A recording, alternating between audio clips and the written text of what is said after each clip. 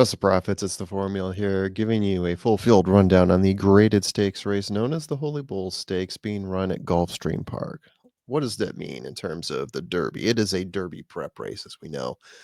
But who makes it in from the Holy Bull? Last year, um, not a great run, but we had two competitors come out of it. Not Hades, not the winner, but Domestic Product came in second. And as you know, Fierceness came in third, a race where he gave us one of his greatest disappointments. He's got a list of disappointments, obviously.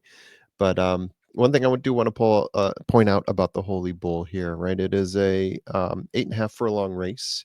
I would say the time to shoot for here is a sub 143. You look at across the board here, the last 10 races, you run a sub 143 as the winner, you're going to make it onto the Derby, and maybe you even make it into a money position here, as you see for Audible, you see for Tis the Law.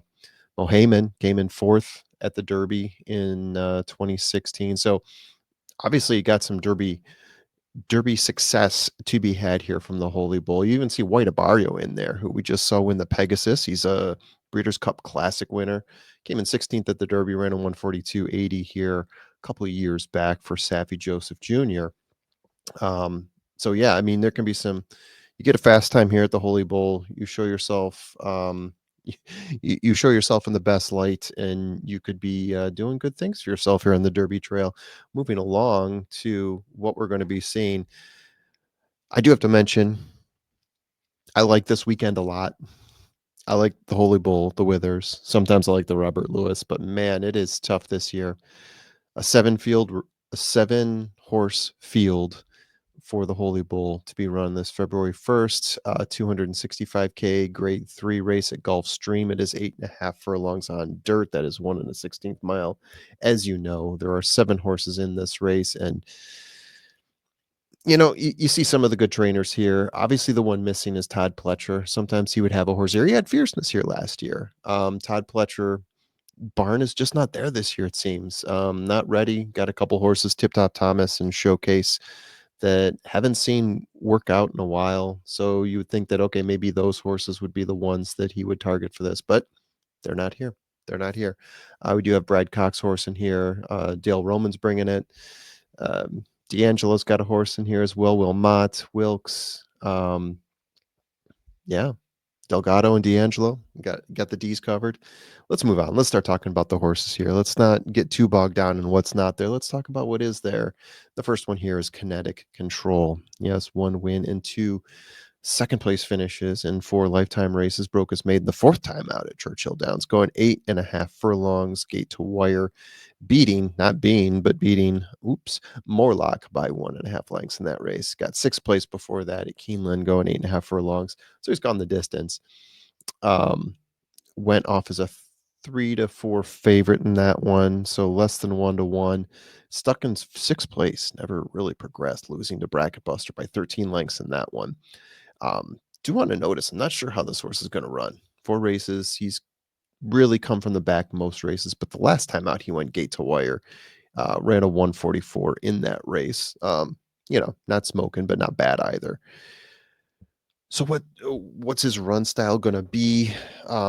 Not exactly sure yet. Moving on, Ferocious. So this is a horse that trainer Gustavo Delgado was saying that this seems to be one of his best horses since Mage.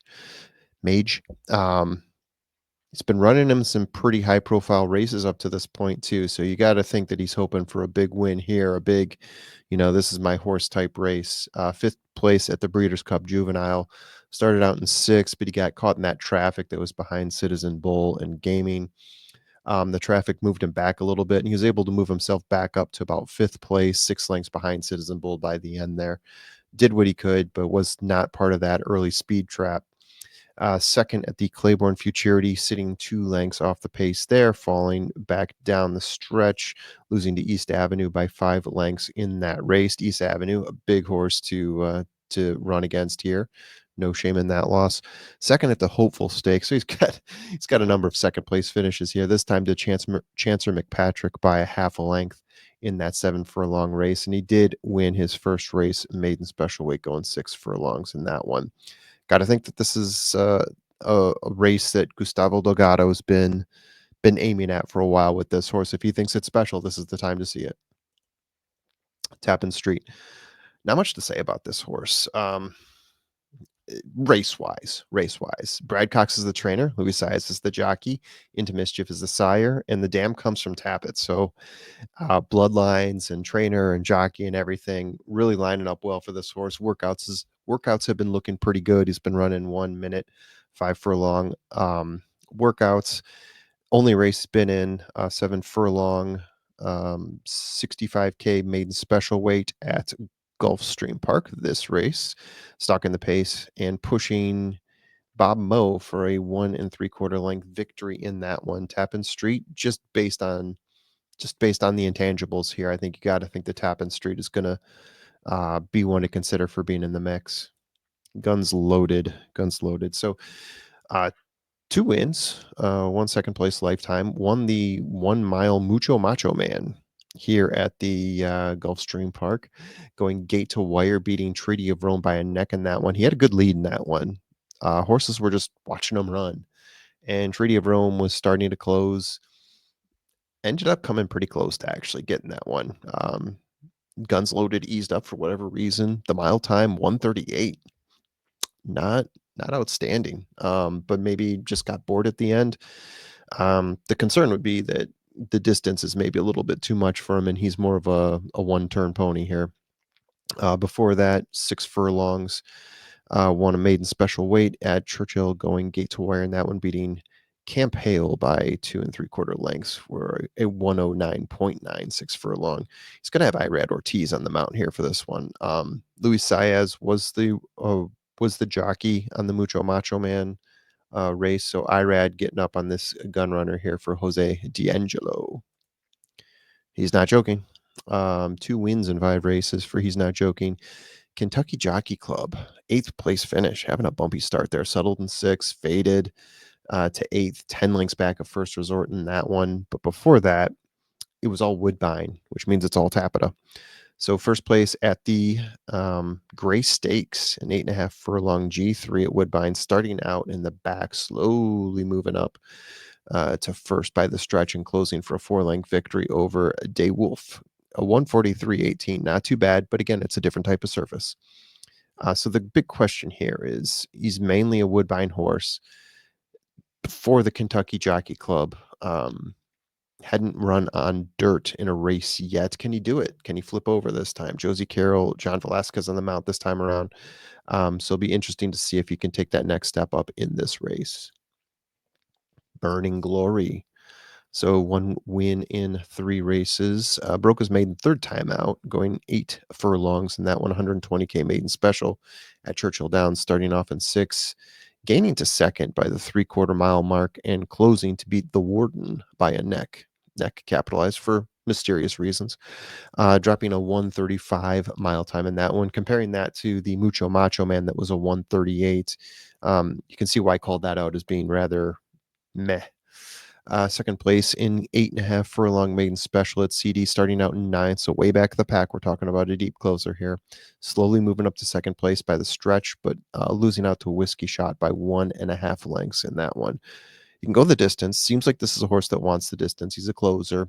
Another Into Mischief horse. There's a few of them in this race. Tyler Gaffleone on the mount here, and he does fairly well at Gulfstream. Finally, my gosh, we're at the end already. Burnham Square. He's got one of each, second, a first, and a third, and 3 lifetime races. Broke his maiden the 3rd time out, going 8.5 furlongs in a 65K maiden special at these Gulfstream Parks. This Gulfstream Park. That's probably a better way of saying it. Taking over first place by the half-mile mark, winning over Only in America by 9 lengths in that one for a 144. Not bad. 3rd place, again, going 8.5 furlongs, so the distance doesn't seem to be a problem. At Churchill Downs, starting out in 8th place, slowly moving up, but to lose less than a length to Monet's Magic in that one. One where it was a little bit of a faster race. I think the finish time there was 143 and change. Ian Wilkes, Edgar Zayas, and Liam's Mappy in the sire here. So we're closing this one out. Who am I going with here? Ferocious, I think, is the safe play here. I think everything is leading up to this being Ferocious. I do like him. Guns Loaded, I'm backing off Guns Loaded. I have a feeling that that is a horse that is going to be gunning for the pace. There's going to be a few horses potentially that are also gunning for the pace, and it might not do him well at 8.5 furlongs. He might start to slow down. What we saw at the Mucho Macho Man, if he repeats that performance at the finish line and does it at the same spot, he's going to fall back to fourth, fifth, sixth, and other horses are going to pass him. That's why I like Burning Glory as my value play here. And I don't know what the odds are. The odds we saw were the HRN assessment of the odds. They should be coming out maybe sometime today, but I just couldn't wait any longer to record. Um, yeah, Burning Glory is going to be my next play. I think get yourself a nice closer here. I like the jockey trainer combo. I think Burning Glory is going to be coming out of the gates here. I got Tappan Street as my next one up. Gotta love everything about the bloodlines. Brad Cox, Luis Saez look good in his first race, and I'm going to throw Burnham Square in there as well. I think Burnham Square, similar reasons to Burning Glory. I think those are the two horses that could come from a nice closing position, horses that I would expect, horses that have been running on dirt. Sorry to Josie Carroll on that one. Um, got a good horse there, but I think these are going to be my key will be Ferocious, Tappan Street, Burning Glory, and Burnham Square going to round it out. So, guys, what do you think? What do you guys have at the Holy Bull? Do you agree with what I said here? Yeah, let us know in the comments. And as always, bet responsibly.